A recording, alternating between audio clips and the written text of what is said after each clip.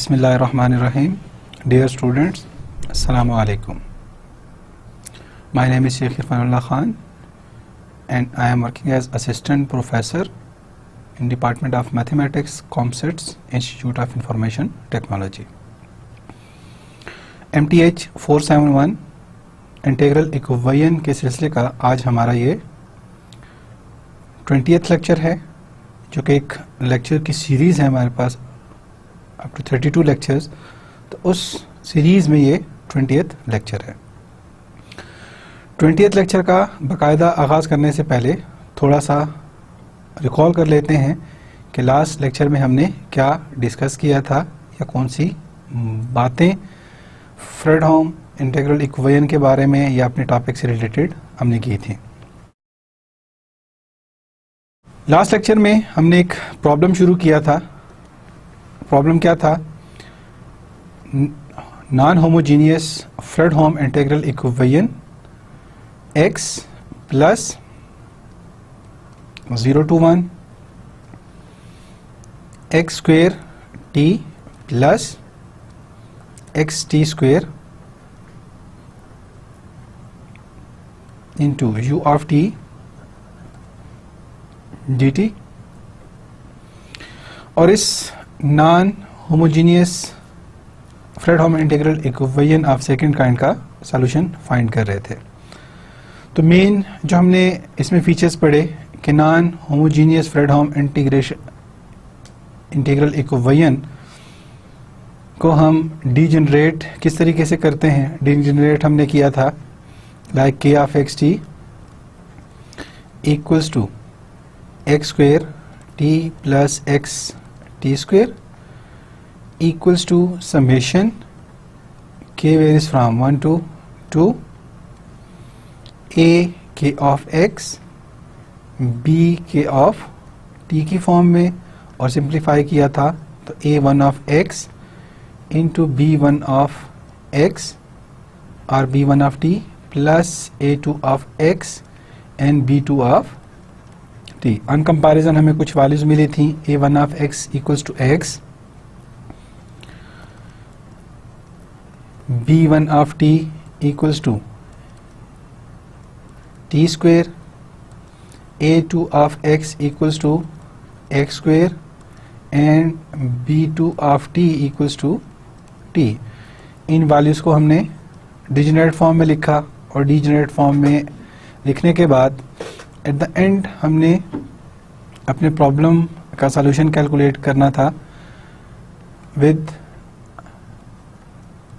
n linear equation in matrix form I minus lambda a into c equals to f। तो previous lecture में coefficient matrix ये हमने calculate किया। जो source term और function define था उसकी वैल्यू हमने कैलकुलेट की, जो कि हमारे पास आई f1 equals to 1/4, f2 equals to 1/3, और जो कोफिशिएंट मैट्रिक्स ए हमने कैलकुलेट किया उनकी वैल्यूज आई हमारे पास 1/4, 1/5, 1/3 एंड 1/4। ये दो वैल्यूज कैलकुलेट की। फिर लीनियर सिस्टम ऑफ इक्वेशन को सॉल्व करने की थ्योरी डिस्कस की कि जो हमारे पास लीनियर इक्वेशन सिस्टम बनता है like I minus lambda A into C equals to F, इस फॉर्म में बनने वाला सिस्टम हमें किस टाइप का सॉल्यूशन देगा। आया वो सॉल्यूशन यूनिक होगा या नहीं होगा, वो सॉल्यूशन एग्जिस्ट करेगा नहीं करेगा, और वो सॉल्यूशन एक से ज़्यादा वैल्यू पे हमें रिजल्ट शो करेगा। तो उस केस में प्रॉपर्टीज हमने डिफाइन की कि अगर हमने इस 1 माइनस लैम्डा ए का डिटर्मिनेंट नॉन ज़ीरो शो कर दिया या ये डिटर्मिनेंट नॉन ज़ीरो हमें मिला, तो उस केस में इस इक्वेशन से मिलने वाला सॉल्यूशन क्या होगा? यूनिक होगा। किस में? इन terms of C1 and C2 की फॉर्म में। और अगर ही वैल्यू हमारे पास ज़ीरो के इक्वल हो जाती है, तो ज़ीरो के इक्वल में हमने डिस्कस किया था या तो हमें इन्फिनिट मैनी सॉल्यूशंस मिलेंगे या कोई सोल्यूशन नहीं मिलेगा, सिंपली जिसे हम कहते हैं नो सोल्यूशन एग्जिस्ट। इस इक्वेशन को सॉल्व करते वक्त एट द एंड हमने कंडीशन चेक की। जो फर्स्ट कंडीशन थी uniqueness of solution, uniqueness of solution means I minus lambda A determinant non zero हो।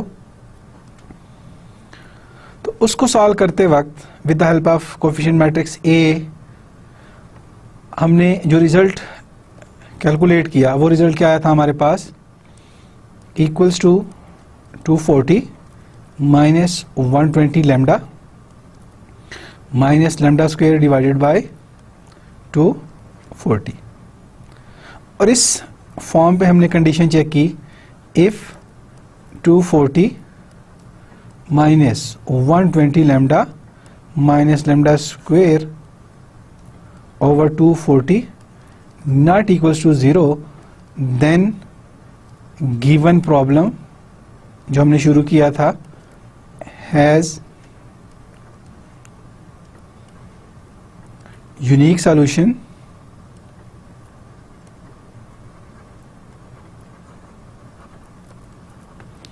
in C1 and C2। तो इसी एग्जांपल को कंटिन्यू करते हुए जो लास्ट लेक्चर में हमने यहाँ तक सॉल्व की थी, नेक्स्ट जो इसमें वैल्यूज़ हैं हमारे पास वो वैल्यूज़ क्या हैं। Now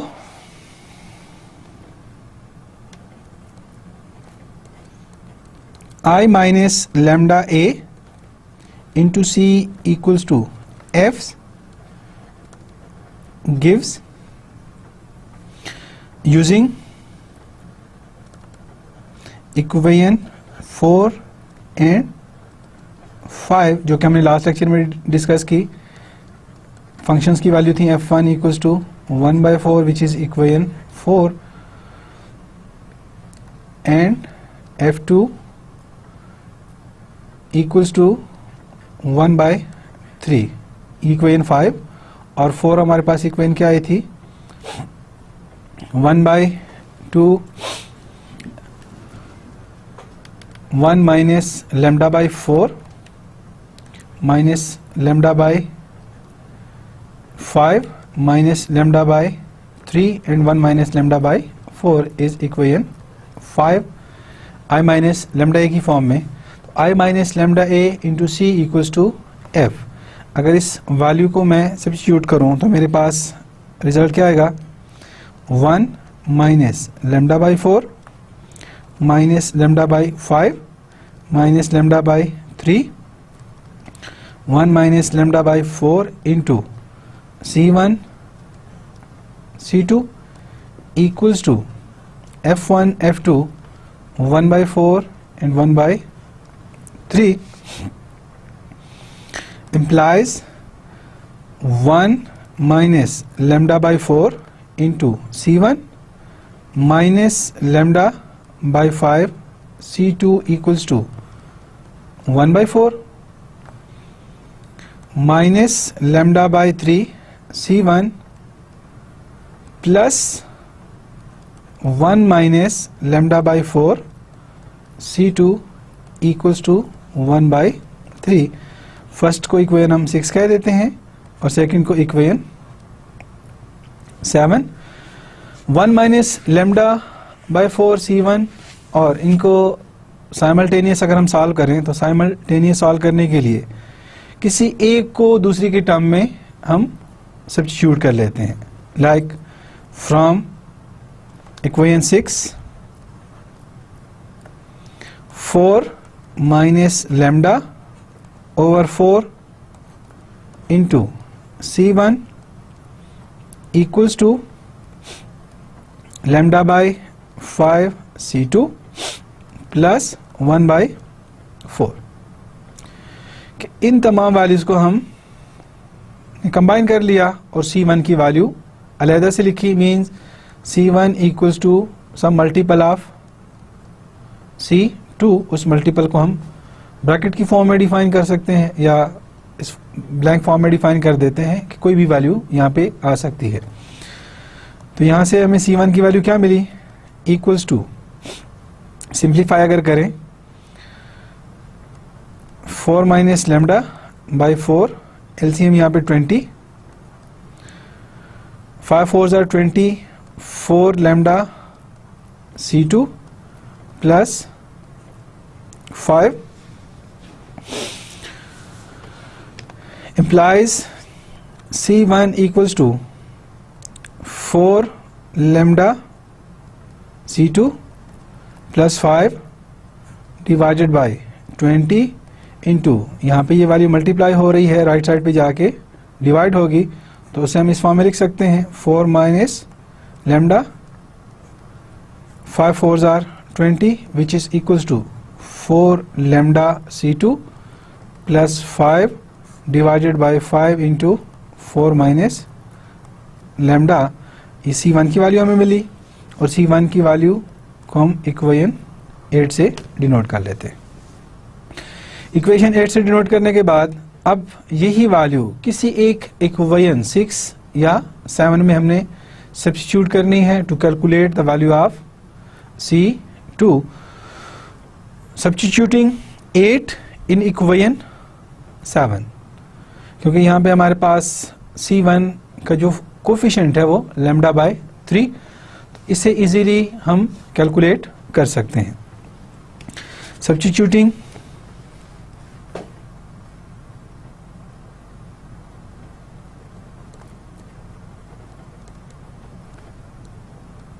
8 into 7, we get minus lambda by 3 into C1 की value 4 lambda C2 plus 5 divided by 5 into 4 minus lambda plus 1 minus lambda by 4 into C2 equals to 1 by 3। On simplification lambda को multiply करें तो lambda को multiply करने से result हमारे पास क्या आ जाएगा, और 3 अगर मैं एलसीएम ले लूं minus lambda square 4 C2 minus 5 lambda divided by 5 into 4 minus lambda, taking 3 LCM, तो यहाँ पे वैल्यू मुझे क्या मिलेगी, plus 3 into 1 minus lambda by 4 C2 equals to 1 by 3 multiply by 3 equals to 1। मजीद simplification minus lambda square 4 C2 minus 5 lambda divided by 5 into 4 minus lambda plus 3 into, इसको हम लिख लेते हैं 4 minus lambda divided by 4 C2 equals to 1, taking 20 LCM, तो 20 LCM लेने से हमारे पास रिजल्ट क्या आ जाएगा, minus 16 lambda square minus 20 lambda divided by 4 minus lambda plus 5 into 3 को मल्टीप्लाई करें 20 12 minus 3 lambda equals to 20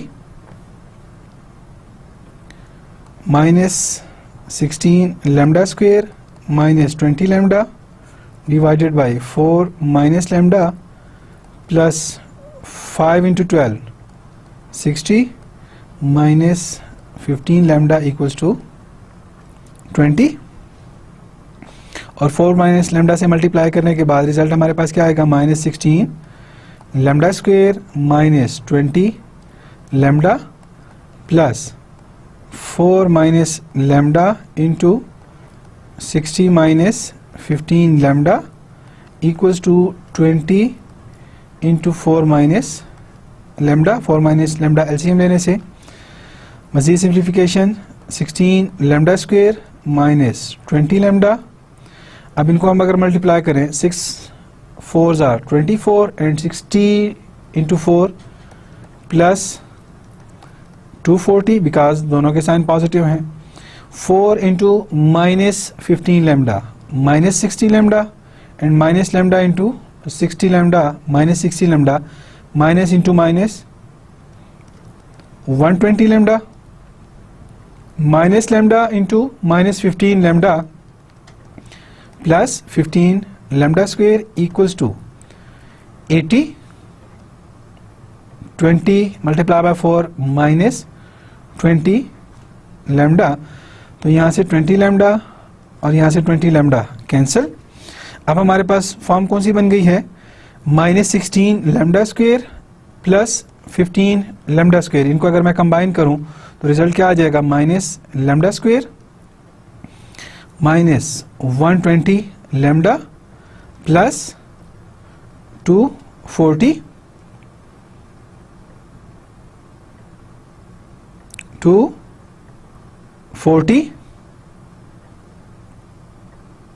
minus 80 240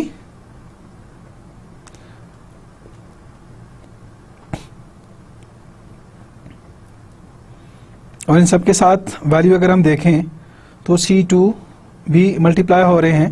minus lambda square C2 और यहाँ पे भी हमारे पास वैल्यू क्या आ रही है? C2 को मल्टीप्लाई करने से 240 C2 120 lambda C2 15 lambda square C2 और यहाँ पे वैल्यू हमारे पास C2. तो इन सब में से अगर C2 को कॉमन ले लिया जाए तो वैल्यू हमारे पास क्या आ जाएगी? C2 minus lambda square minus 120 lambda plus 240 equals to 80. और C2 की वैल्यू कैलकुलेट करने के लिए इस सारे रिजल्ट से हम उसे डिवाइड करेंगे. Implies C2 equals to 80 divided by 240 minus 120 lambda minus lambda square. C2 की वैल्यू हमने कैलकुलेट की और यही वैल्यू हमने इक्वेशन 9 से डिनोट की. अब इक्वेशन 9 हमने कहाँ पे सब्स्टिट्यूट करनी है? जो फर्स्ट हमने इक्वेशन 8 डिफाइन की थी. Making use of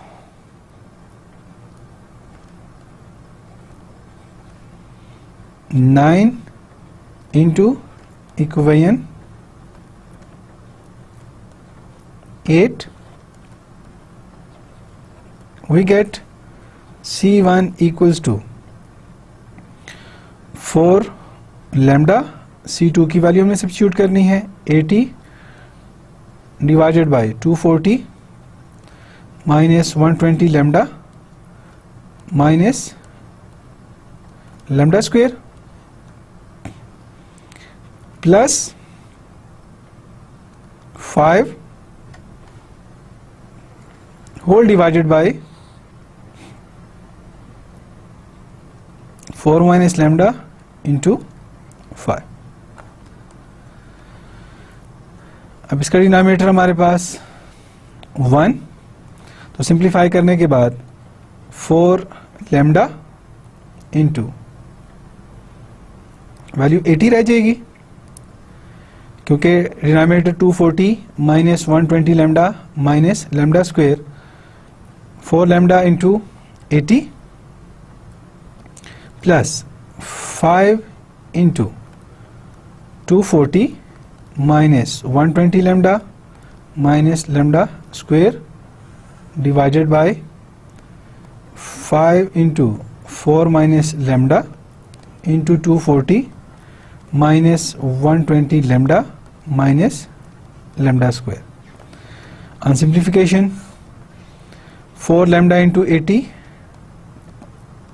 320 lambda plus 240 multiplied by 5 1200 minus 120 lambda into 5 minus 600 lambda minus lambda into 5 minus 5 lambda square divided by 5 into 4 minus lambda, 240 minus 120 lambda minus lambda square,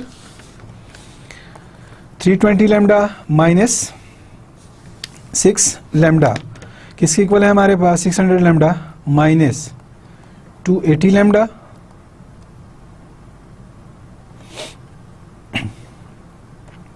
plus 1200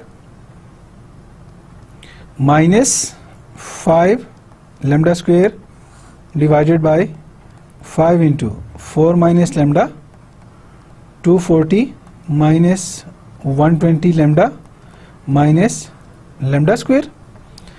taking 5 common, तो यहाँ पे value क्या आ जाएगी minus और plus 5 common minus lambda square minus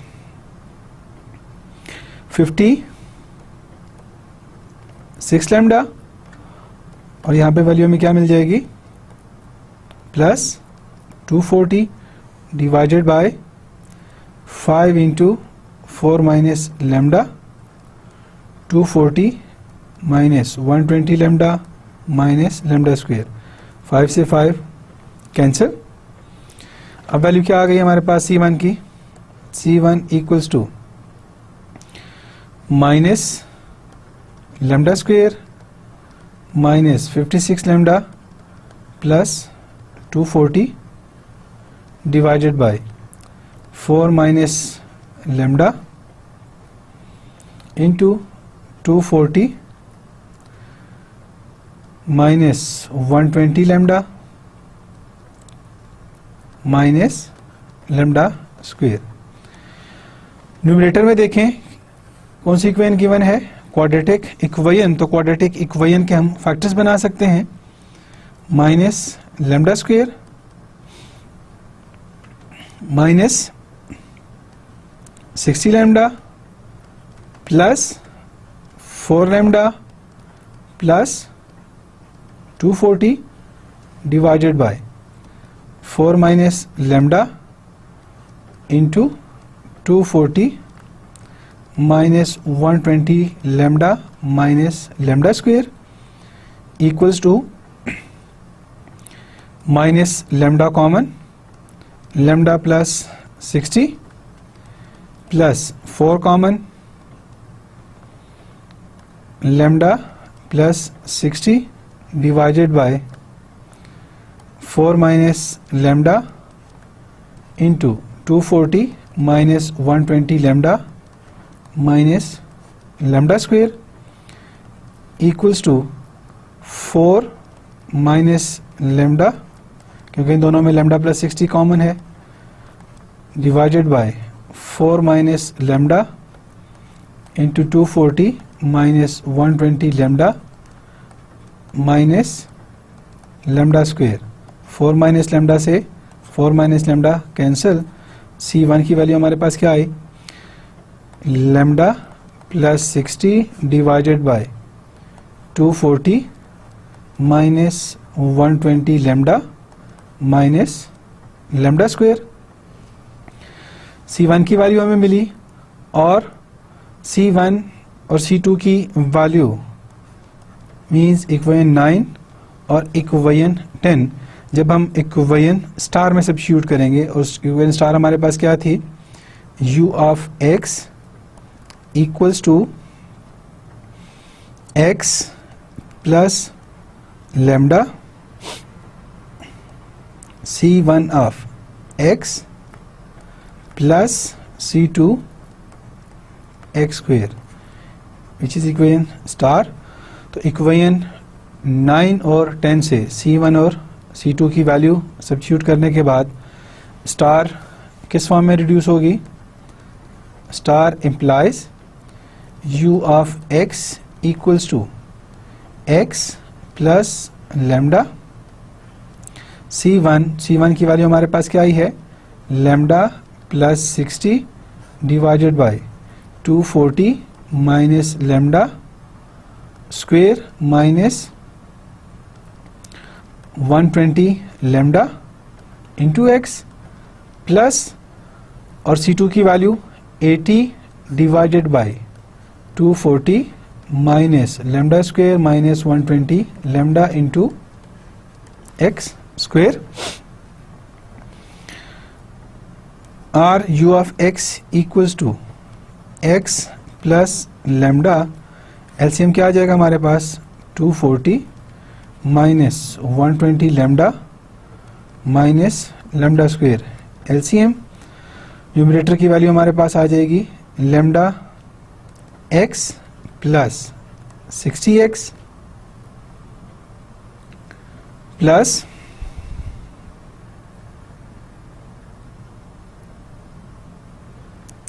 240 minus lambda x square,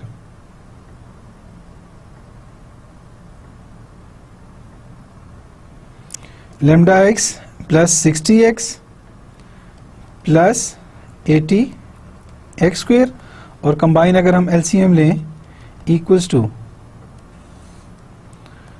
240, क्योंकि x का denominator हमारे पास 1 है, 240 minus 120 lambda minus lambda square, तो ये वैल्यू हो जाएगी 240 x minus 120 lambda x minus lambda square x plus lambda square x, lambda को अंदर मल्टीप्लाई करने से plus 60 lambda x plus 80 lambda x square. अब देखें minus lambda x square cancel with lambda x square, अब 240x minus 120 lambda x plus 60 lambda x, तो यहाँ पे हमारे पास वैल्यू क्या रह जाएगी 240x माइनस 60 लैम्डा एक्स, क्योंकि 120 का कोफिशिएंट माइनस है और 60 का कोफिशिएंट प्लस, तो बड़ी वैल्यू का साइन हमने साथ यूज करना है माइनस 60 लैम्डा एक्स, और रिमेनिंग टर्म हमारे पास क्या रह गई plus 80 lambda x square divided by 240 minus 120 lambda minus lambda square, और ये वैल्यू हमें किस चीज़ की मिली u ऑफ x, और u ऑफ x क्या था इंटीग्रल इक्वेशन का अननोन फंक्शन जिसे हमने यहाँ पे कैलकुलेट करना था।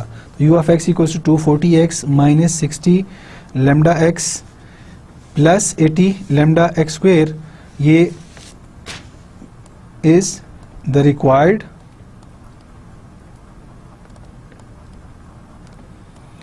solution of integral equation 1 means non-homogeneous equation when 240 minus 120 lambda minus lambda square not equals to 0, कि अगर हमारे पास डिनोमिनेटर में जो टर्म डिफाइन है इक्वेशन, अगर इसे मैं डिनोट कर दूं इक्वेशन 11 या इक्वेशन डबल स्टार, जिस फॉर्म में भी आप इसे डिनोट करना चाहें, तो इसमें अगर ये डिनोमिनेटर 0 हो जाए तो उस केस में सॉल्यूशन इसका डिफाइन नहीं होगा, और ये सॉल्यूशन कब बनेगा जब डिनोमिनेटर पे हम कंडीशन अप्लाई करेंगे कि 24 minus 120 lambda minus lambda square equals not equals to 0। Second जो हमारे पास कंडीशन थी when determinant of i minus lambda a equals to 0, imply क्या करेगा 240 minus 120 lambda minus lambda square equals to 0। Quadratic equation हमारे पास बन गई स्टैंडर्ड फॉर्म में, तो इसमें हम लैम्डा की वैल्यूज कैलकुलेट कर सकते हैं। This is only possible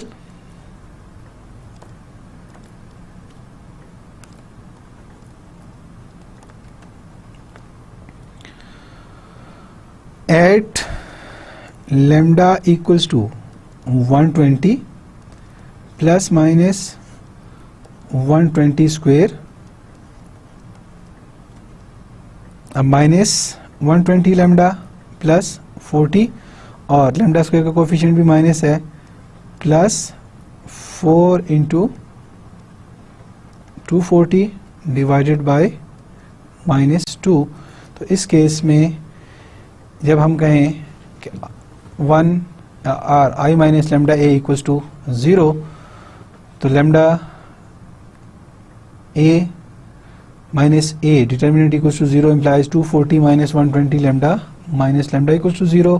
quadratic equation है और क्वाड्रेटिक इक्वेशन से हम वो वैल्यूज लैम्डा की कैलकुलेट कर सकते हैं जिस पे इसका सॉल्यूशन या तो इन्फिनिट सॉल्यूशन होगा या सॉल्यूशन एग्जिस्ट नहीं करेगा।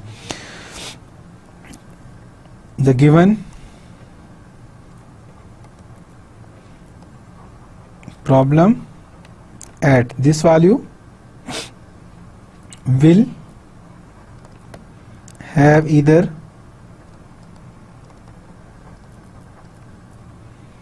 no solution or infinite number of solutions। तो इस एग्जाम्पल से आपने काफ़ी कुछ सीखा होगा कि किस तरीके से हम Fredholm integral equation of second kind और कौन सी नॉन होमोजीनियस इंटीग्रल इक्वेशन को डीजेनरेट कर्नल की फॉर्म में हम किस तरीके से सॉल्व कर सकते हैं। लास्ट लेक्चर में उसका कंप्लीट प्रूफ हमने देखा कि किस तरीके से डीजेनरेट कर्नल की वैल्यूज़ को हम सब्स्टिट्यूट करते हैं और उससे सॉल्यूशन कैलकुलेट करते हैं। एक system of n linear equation हमने बनाया और उस एन लीनियर सिस्टम इक्वेशन के सॉल्यूशन चेक किए कि हमें यूनिक सॉल्यूशन कब मिलेंगे और इन्फिनिट मैनी सॉल्यूशन और नो सॉल्यूशन। तो यहाँ पे भी हमने एग्जांपल में दोनों केसेस डिस्कस किए। Unique solution for u of x equals to 240x minus 60 lambda x plus 80 lambda x square, जब हमारे पास determinant 240 minus 120 lambda minus lambda square non zero हो तब हम यूनिक सॉल्यूशन कैलकुलेट कर सकते हैं, अदरवाइज इसका सॉल्यूशन एग्जिस्ट नहीं करेगा। यहाँ तक हमने डिस्कस किया नॉन होमोजीनियस सिस्टम को किस तरीके से हम सॉल्व कर सकते हैं और डीजेनरेट फॉर्म में कैसे कन्वर्ट करते हैं। नेक्स्ट हमने डिस्कस करना है होमोजीनियस फ्रेडहोम इंटीग्रल इक्वेशन, और होमोजीनियस से मीनिंग्स क्या हैं कि जब हमारे पास source term F of x क्या हो, 0 के इक्वल हो, तो उस केस में हमने देखना है कि हमारे पास डीजेनरेट कर्नल की फॉर्म में सॉल्यूशन किस तरीके से एग्जिस्ट करता है या सॉल्यूशन हम किस तरीके से कैलकुलेट कर सकते हैं। डियर स्टूडेंट्स, नेक्स्ट हमारा टॉपिक क्या था, होमोजीनियस इक्वेशन। कि होमोजीनियस फ्रेडहोम इक्वेशन हो उससे डीजेनरेट कर्नल के फॉर्म में हम किस तरीके से सॉल्व कर सकते हैं। Let us consider homogeneous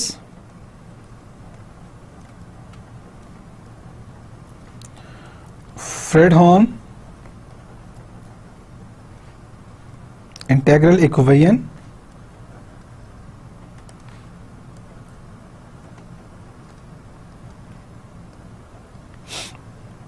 with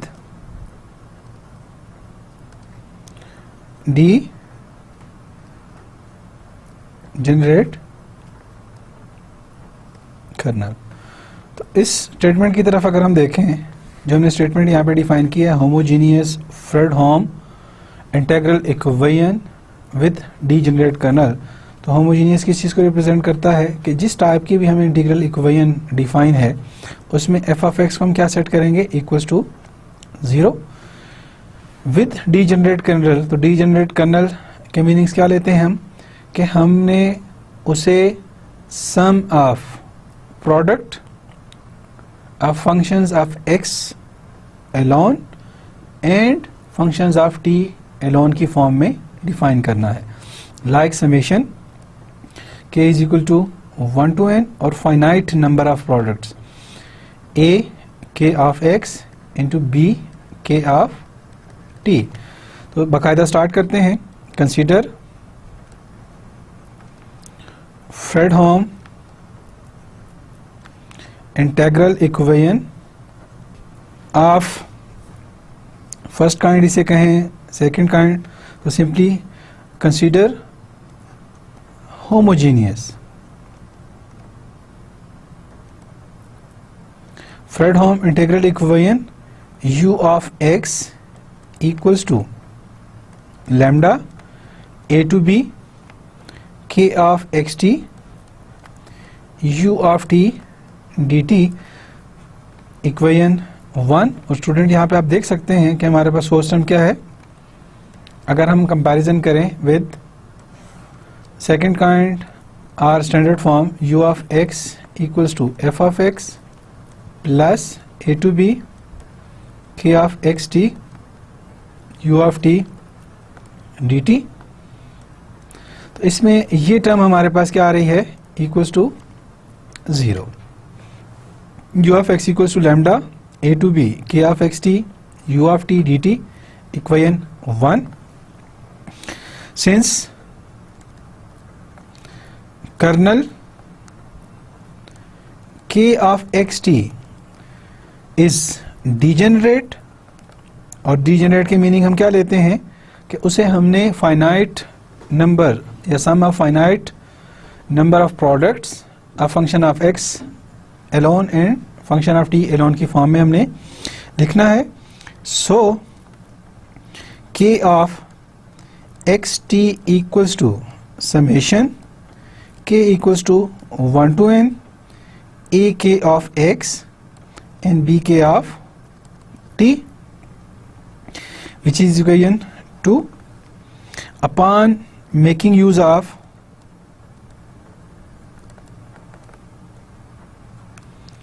equation 2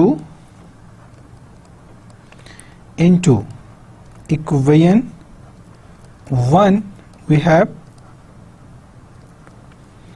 u of x equals to lambda a to b, और k of x t की वैल्यू हमने क्या सब्स्टिट्यूट करनी है, equation 2 k equals to 1 to n a k of x b k of t u of t dt,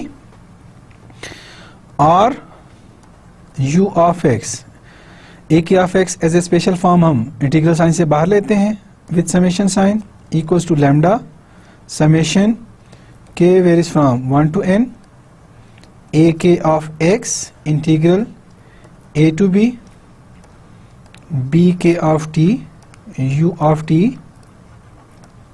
dt। और ये हमारे पास क्या आ गई, इक्वेशन 3।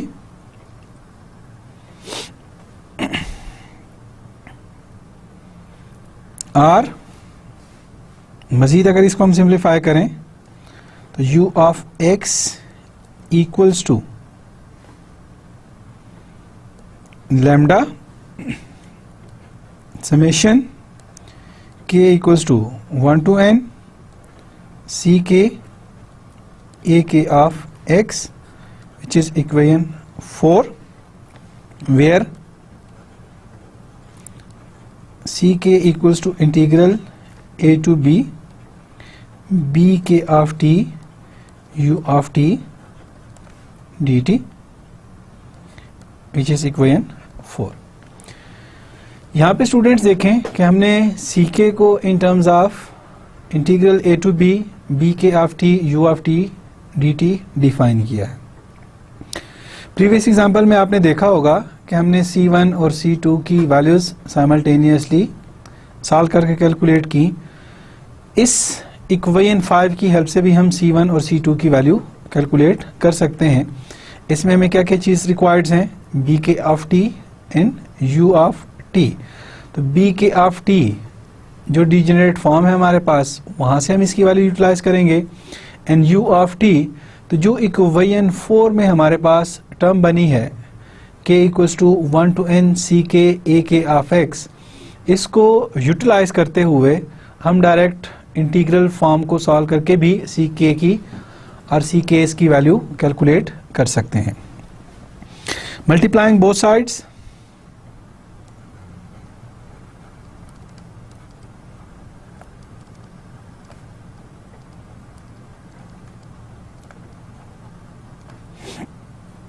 of equation 4, जो हमारे पास सॉल्यूशन है, equation 4 by BMF x, we get 4 implies क्या हो जाएगा, BM of x into U of x equals to lambda summation k equals to 1 to n ck BM of x ak of x. Integrating the above expression,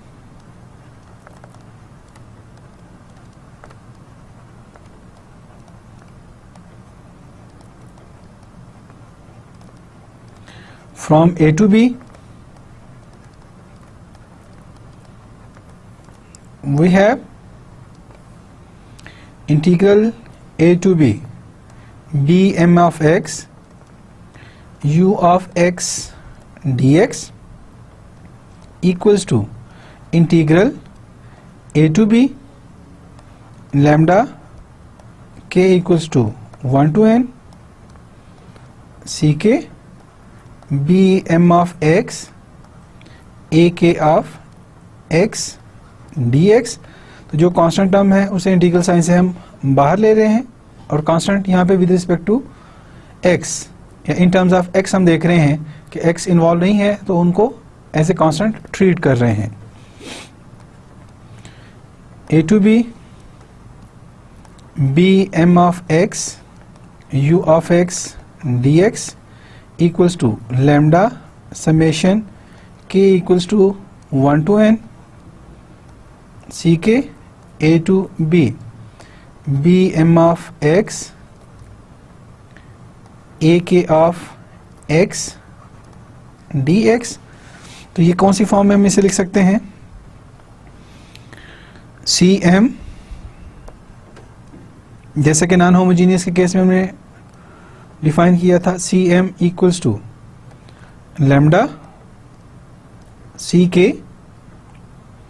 and bm of x को हमने किस चीज से denote किया था, a m k, और साथ यहाँ पे समेशन अगर अप्लाई करें k varies from 1 to n, तो अब हमारे पास ये फॉर्म किसकी इक्वल आ जाएगी, equals to lambda summation k varies from 1 to n c k a m k, where a m k equals to integral a to b bm of x a k of x dx and cm equals to a to b bm of x u of x dx, which is equation 6. और equation 6 को अगर हम in terms of matrix notation लिखें तो matrix notation में हमारे पास ये form क्या बनेगी,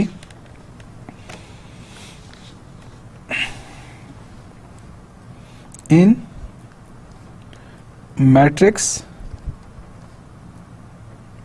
फॉर्म इक्वेशन 6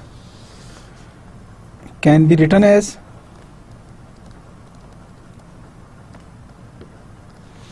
इक्वेशन 6 क्या बन जाएगी हमारे पास, c1 c2 cn equals to right side पे हमारे पास lambda a11 a12 a1n a21 a22 a2n an1 an2 and ann into c1 c2 and cn, denoted by capital C equals to lambda coefficient matrix A into column matrix C। तो यहां से हमारे पास form क्या बनेगी, implies I minus lambda A into C equals to 0 which is equation 7। अब equation 7 हमारे पास क्या आई है, I minus lambda A into C, जबकि नॉन होमोजीनियस के केस में हमारे पास फॉर्म क्या बनी थी, I minus lambda A into C equals to F। तो उस इक्वेशन के साथ अगर हम कंपेयर करें, अगर सोर्स टर्म 0 हो तो हमारे पास ये फॉर्म किस चीज़ को रिप्रेजेंट करेगी, homogeneous equation. If f equals to 0 and non homogeneous कब होगी, if f not equals to 0। हमारे पास फॉर्म क्या बनी, I minus lambda A into C equals to 0, equation 7। कुछ रिजल्ट्स यहाँ पे हम डिफाइन करेंगे। First, I minus lambda A absolute or determinant अगर नॉन जीरो हो, लाइक लीनियर अलजेब्रा के फॉर्म में कि इफ होमोजीनियस इक्वेशन की फॉर्म में हमारे पे लीनियर सिस्टम है, उसमें अब Ax equals to 0, trivial solution कब होगा, जब हमारे पास नंबर ऑफ xi's और number of unknowns equals to 0, all unknowns equals to 0, then solution is trivial solution and at least one unknown not equals to 0 is known as non-trivial solution। और non-trivial solution को हम in terms of infinite many solution की form में express करते हैं। I minus lambda A not equals to 0, then equation if I minus lambda A not equals to 0, product equals to 0, तो real property हम use करते हैं कि दो चीज़ों का प्रोडक्ट अगर 0 के इक्वल हो तो क्या इंप्लाई करेगा, A equals to 0 और B equals to 0। if I minus lambda A not equals to 0, then C equals to 0, कि ये टर्म हमारे पास 0 के इक्वल होगी, implies u of x is a trivial solution, or u of x exists trivial solution when all unknowns are ci's equals to 0। Second, हमारे पास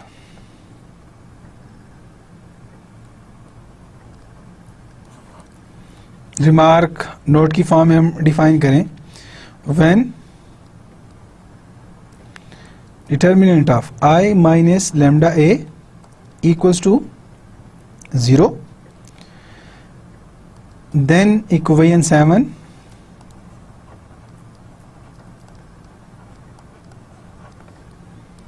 has non-trivial solution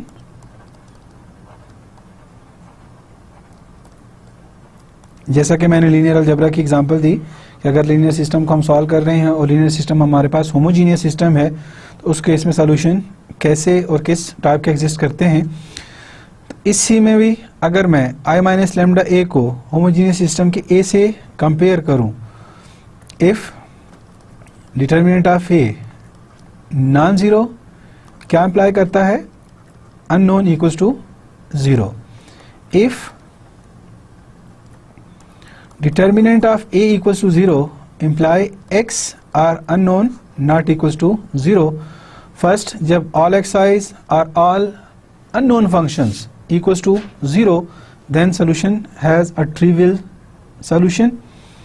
Our homogeneous system of equation has a trivial solution। If unknown not equals to 0, or we represent the unknowns in terms of arbitrary numbers or real numbers, then the given homogeneous system or homogeneous system of equation have non-trivial solution. तो यहाँ पे भी हम वही चीज़ discuss कर रहे हैं, I minus lambda A, basically हम डिटर्मिनेंट कैलकुलेट कर रहे हैं. डिटर्मिनेंट 0 की इक्वल है, then equation 7 has non trivial solution. In this sense जब हमारे पास नॉन ट्रिवियल सॉल्यूशन आता है, in this sense the eigen values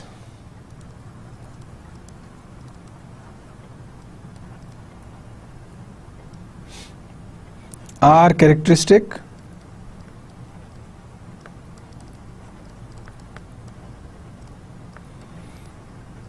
numbers of the Fredholm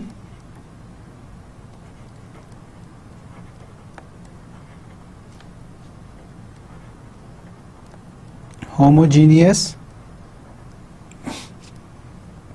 equation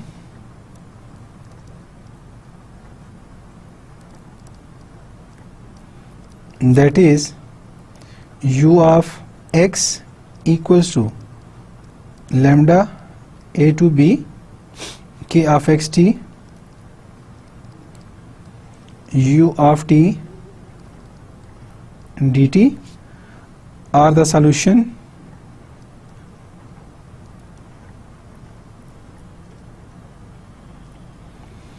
of I minus lambda a equals to 0.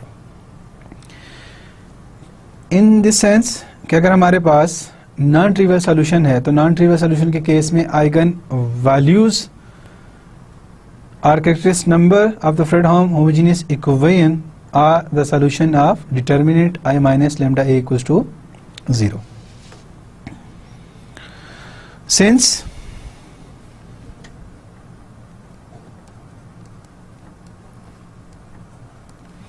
if lambda is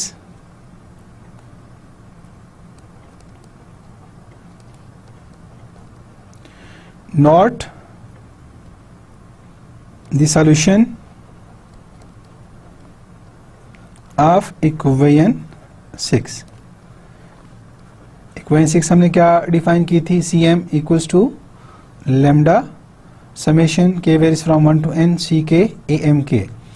Since if lambda is not the solution of equation 6 and in turn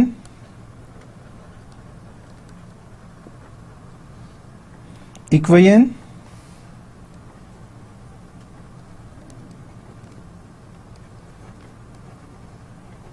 have trivial solution, जो हमने equation 1 define की थी. अब इसके meanings क्या है कि eigen values हमारे पास सॉल्यूशन बनते हैं फ्रेडहोम होमोजेनियस इक्वेशन के केस में जब determinant or I minus lambda determinant equals to 0 हो. उसे अल्टरनेट फॉर्म में हमने किस तरीके से डिफाइन किया कि अगर लेमडा सॉल्यूशन नहीं है इक्वेशन 6 का, कि लेमडा की कोई वैल्यू हम वहाँ पे सब्स्टिट्यूट नहीं कर सकते, इन टर्न इक्वेशन 1 हमारे पास क्या आ गई, अगेन होमोजेनियस इक्वेशन है. तो उस केस में जब लेमडा सॉल्यूशन नहीं होगा, u of x equals to lambda a to b k of x t u of t dt. अगर ये इसका सॉल्यूशन नहीं है तो ये सारी टर्म हमारे पास क्या बन जाएगी, कि सॉल्यूशन नहीं है, then u of x equals to 0 which gives us again a trivial solution. Definition यहां पे हम लिखते हैं और कुछ इंपॉर्टेंट रिजल्ट्स डिस्कस करते हैं कि किस तरीके से हम इन वैल्यूज को कैलकुलेट कर सकते हैं, या homogeneous system of equation, homogeneous Fredholm integral equation का सॉल्यूशन कब एग्जिस्ट करेगा या एग्जिस्टेंस की क्या होगी, किस तरीके से हम कैलकुलेट कर सकते हैं. तो उससे रिलेटेड कुछ डेफिनेशन. तो फर्स्ट डेफिनेशन हमारे पास, the value of parameter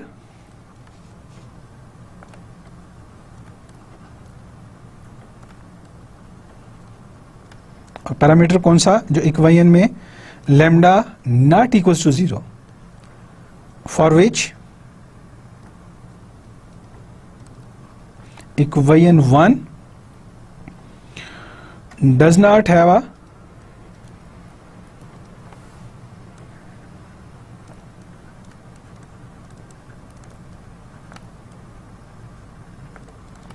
trivial solution is called eigenvalue or characteristic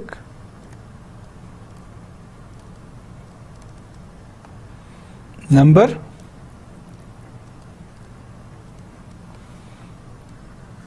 of equation 1 और इक्वेशन 1 किस फॉर्म में डिफाइन है u of x equals to lambda integral a to b k of x t u of t dt और in short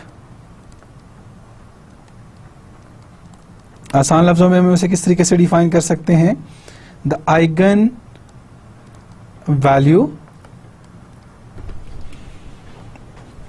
of the colonel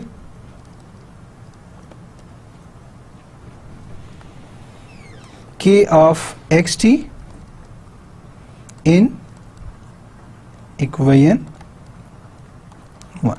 तो क्या याद रखना है कि value of parameter lambda not equals to 0 for which 1 does not has a trivial solution is called eigen value और characteristic number of equation 1 और in short आसान लफ्ज़ों में हम किस तरीके से डिफाइन करते हैं कि जो इक्वेशन 1 में कर्नल डिफाइन है उस कर्नल के अगेंस्ट आइगन वैल्यूज हम डिफाइन करते हैं या उस कर्नल के अगेंस्ट वो वैल्यूज कैलकुलेट होती हैं।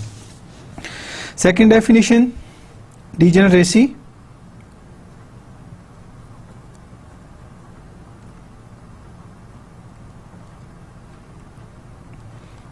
Are index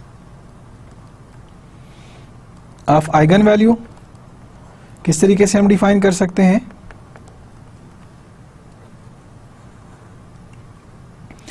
corresponding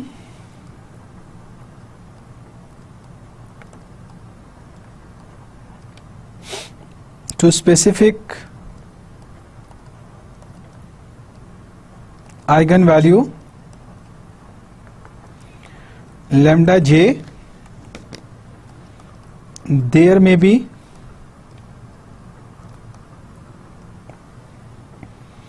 exist more than one eigen functions।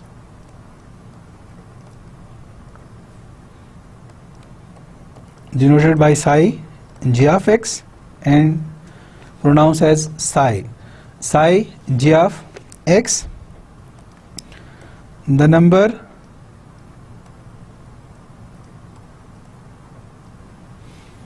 p of such linearly independent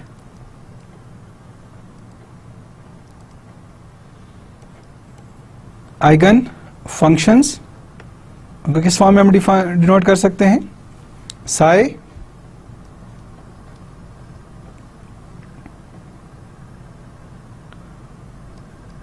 J plus 1 of x psi j plus 2 of x psi j plus 3 of x and so on psi j plus p of x। जैसे कि हमने define किया यहां से पास इसे cut करना है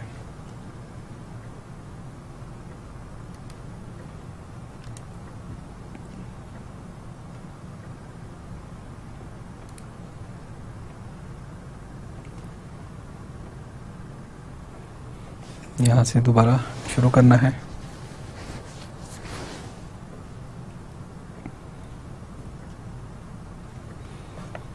The eigen functions psi j plus 1 of x psi j plus 2 of x and so on psi j plus p of x is called the degeneracy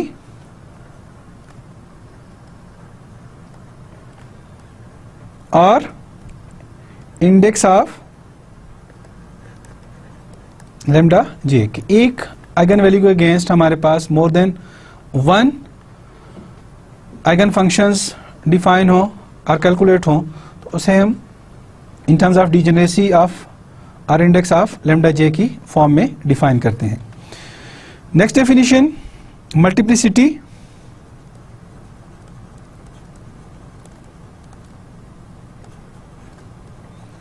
of the eigen value.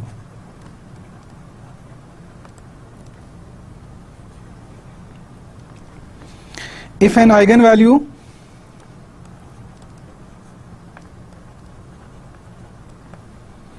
lambda k is a multiple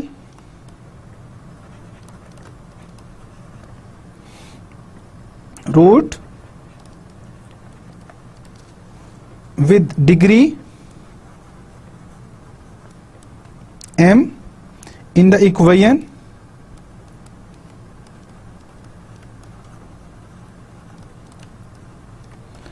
I minus lambda a equals to 0, that is a factor lambda minus lambda k raised to power m appears in the equation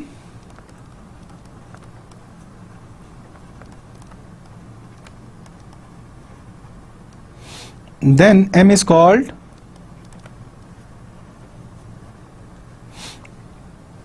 the multiplicity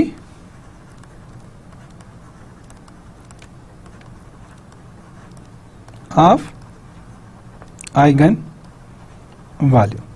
in definition के respect से हमारे पास remark है.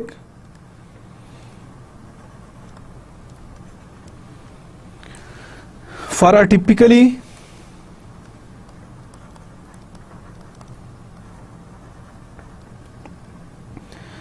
well behaved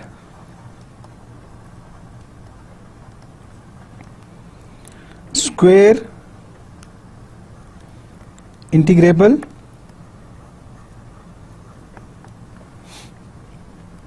kernels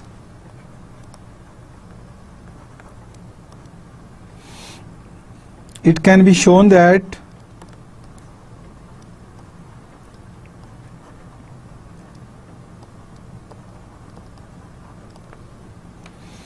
the index p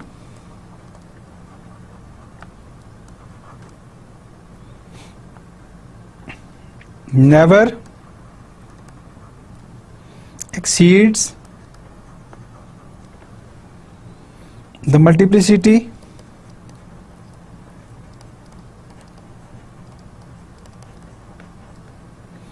m of the root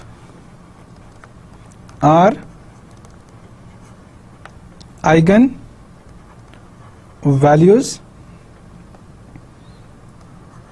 of the kernels, that is 0 less than p less than or equals to m, and for symmetric kernel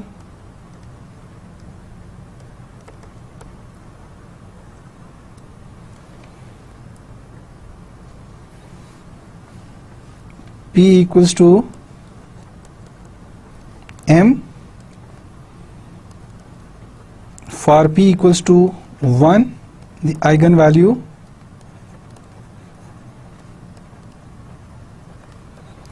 lambda j is termed as simple. कि अगर हमारे पास remark हमने क्या दिया, for a typically well behaved square integrable colonel's it can be shown that the index p never exceeds the multiplicity m of the root or eigenvalue of the kernels, that is 0 less than p less than or equals to m, and for symmetric kernels p equals to m. If we substitute p equals to m, then eigenvalue lambda j is termed as a simple form से उसे हम denote कर सकते हैं. आज के lecture में हमने डिस्कस किया कि किस तरीके से होमोजीनियस फ्रेडहोम इंटीग्रल इक्वेशन को हम डीजेनरेट कर्नल की फॉर्म में ट्रांसफॉर्म करते हैं और उससे सॉल्यूशन कैलकुलेट करते हैं. नेक्स्ट लेक्चर में इंशाल्लाह हम इससे रिलेटेड कुछ एग्जांपल्स देखेंगे कि किस तरीके से degenerate kernel homogeneous Fredholm integral equation पे अप्लाई किया जा सकता है. तब तक अल्लाह आपका हामी हो, नासिर हो. अल्लाह हाफिज.